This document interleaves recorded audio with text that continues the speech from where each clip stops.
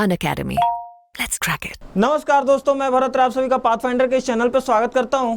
तो दोस्तों, गल्फ का रीजन जो है ना, या फिर आप कह लो वेस्ट ओशियनिक रीजन जो है, इंडियन ओशियंस का वेस्ट का रीजन, वो काफी ज्यादा अभी टर्मोइल के सिचुएशन में है। वहां की जो जियोपॉलिटिकल सिचुएशन है वो काफी ज्यादा इधर उधर उथल पुथल में मची हुई है। जैसे हमें पता है कि इजराइल हमास वॉर वहां पे चल रहा है, और इस इजराइल हमास वॉर का एक काफी बड़ा इंपैक्ट पड़ रहा है इस गल्फ वाले रीजन में। अगर हम गल्फ वाले रीजन की बात करें तो अभी हमें कुछ दिन पहले हमें न्यूज मिली थी कि हाउथीज ने वहां पे काफी ज्यादा रेबेल किया था, बहुत सारे ड्रोन अटैक्स हुए थे वहां पे, यूएस को इंटरफेयर करना पड़ा था। तो इन सारी डेवलपमेंट्स के बीच अभी एक न्यूज और आ रही है कि इंडियन नेवी को इंटरफेयर करना पड़ा जब सोमाली पायरेट्स ने एक्चुअली वहां की एक शिप थी, माल्टीज शिप, उसको हाईजैक कर लिया। माल्टीज यानी कि माल्टा एक देश है यूरोप में, मेडिटेरेनियन सी में एक देश है, बहुत छोटा सा देश है। वहां की एक गुड्स की शिप इस रीजन से पार कर रही थी। अगर आपको पता है तो माल्टा अगर मेडिटेरेनियन सी में है तो आपको यहाँ सुएज कैनाल से होते हुए, रेड सी से होते हुए और आगे निकलना पड़ता है। तो पर्शियन गल्फ वाले रीजन में जब ये शिप पहुंची तो वहां पे सोमाली पायरेट्स ने उसको हाईजैक कर लिया, और उसके हाईजैकिंग के बाद Indian navy was the first navy जिसने रिस्पॉन्ड किया और इस शिप को इंटरफेयर किया। तो आप यहाँ पे न्यूज देख सकते हो that Indian Navy warship intercepts hijack multi ship in Arabian Sea. Arabian Sea यानी कि जो वेस्टर्न रीजन है, उस रीजन में इस शिप को इंटरफेयर किया इंडियन नेवी ने। आप यहाँ पे देख सकते हो, Indian Navy warship comes to aid of Malta vessel hijacked in Arabian Sea. तो ये काफी बड़ी न्यूज आ रही है, क्योंकि सोमालिया पायरेट्स जब लास्ट एक्टिव थे, यानी कि जो वो लोग बड़ा हादसा किए थे उन लोगों ने, वो लास्ट 2017 में था। यानी कि ऑलमोस्ट 6-7 साल बाद वापस आए हैं, जिन्होंने एक बड़ा हादसा यहाँ पे, या फिर आप बोल सकते हो एक बड़ा फीट अचीव करने की कोशिश करी है। तो इसलिए एक बड़ी न्यूज बन जाती है।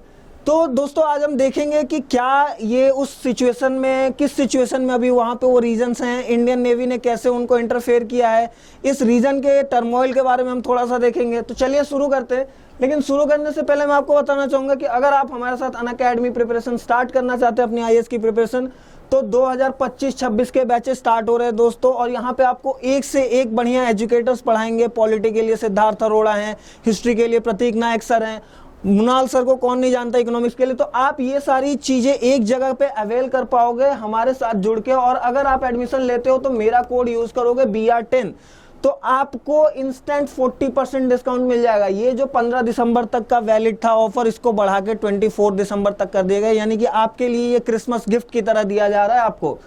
इसका मतलब जो प्राइसिंग पहले 1,75,000 की थी, वो अब 1,09,999 की हो जाएगी। तो देर ना करें दोस्तों, जितनी जल्दी से जल्दी हो सके इस QR कोड को स्कैन करें और पूरा का पूरा ऑफर आप अवेल कर सकते हैं।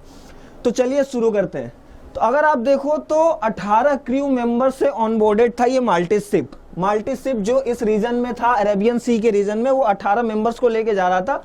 और अचानक से शाम को एक मे डे मैसेज मतलब एक ये SOS मैसेज होता है। SOS कहने का मतलब इमरजेंसी मैसेज होता है।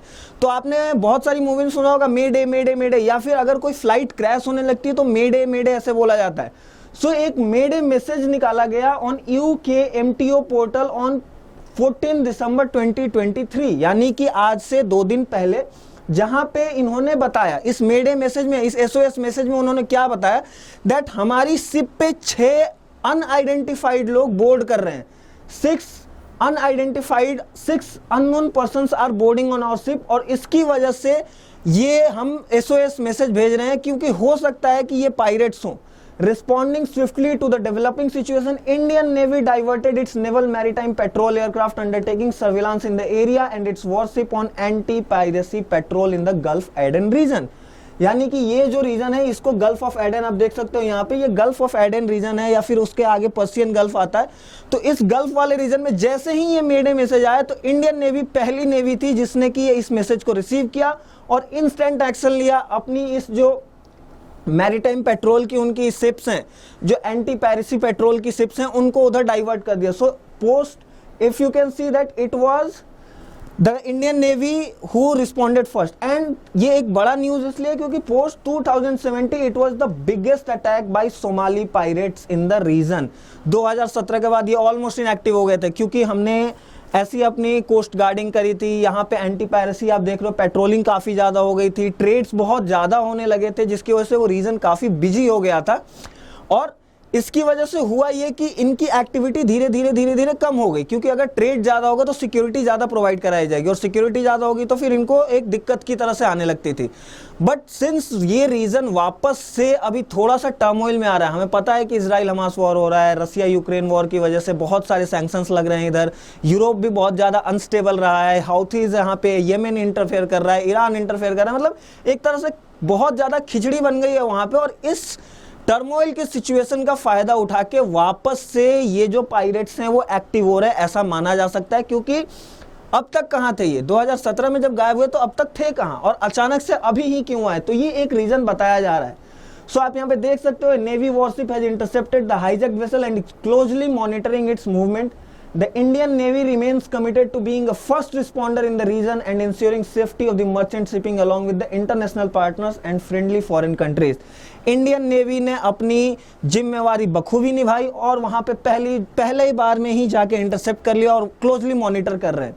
अगर आप देखें तो यहाँ पे Indian navy was the first one two respond, and साथ ही साथ यूके ने भी हाई अलर्ट कर दिया है कि यहाँ पे जो भी शिप्स इस रीजन से निकल रही हैं, ये देखो आप, ये पर्शियन गल्फ का रीजन है, इस रीजन से जो भी शिप्स निकल रही हैं या फिर इस रीजन से गल्फ ऑफ एडन वगैरह से, येमेन वाले रीजन से, उनको एक हाई अलर्ट पे डाल दिया है दैट आप थोड़ा सा सावधानी बरत के जाएं और वहां पे देखें कि आप पे भी अटैक्स ना हो। अगर हम साथ ही साथ बात करें कि पायरेसी क्या होती है, तो piracy maritime security is of the utmost significance to the world community as there are maritime concerns ranging from piracy at sea to the illegal immigration and weapon smuggling।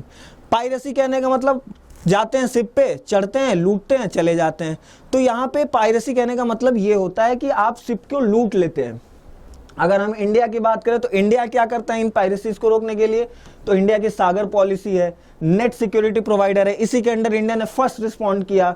यहाँ पे आप देखो, India would continue to enhance the maritime security capacities and economic resilience of friendly countries in IOR and a more integrated and cooperative focus, यानी कि दूसरी countries के साथ मिलकर ये फोकस है that there must be sustainable development of all the countries in the region. और sustainable development के लिए सबसे ज्यादा क्या जरूरी है, पायरेट्स को रोकना। The primary responsibility for peace, stability and prosperity in the IOR would be those of who live in this region।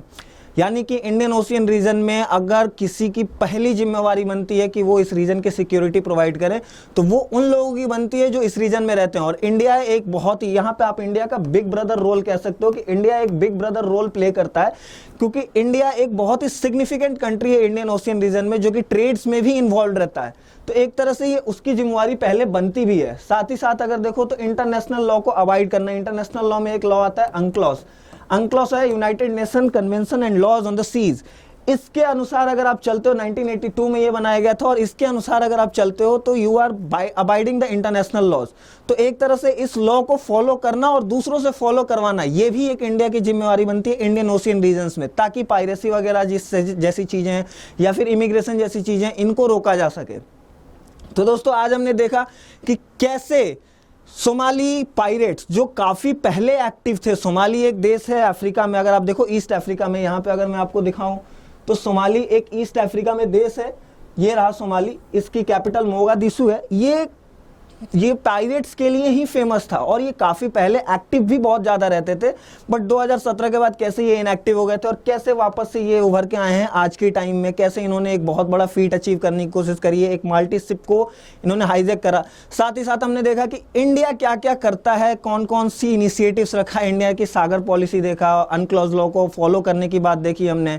तो हमने देखा कि इंडिया क्या क्या इस रीजन में कर रहा है यहाँ की मैरीटाइम पीस को बनाए रखने के लिए। मिलते हैं कल एक नई न्यूज के साथ, तब तक के लिए धन्यवाद। जय हिंद, जय Bharat. Unacademy. Let's crack it.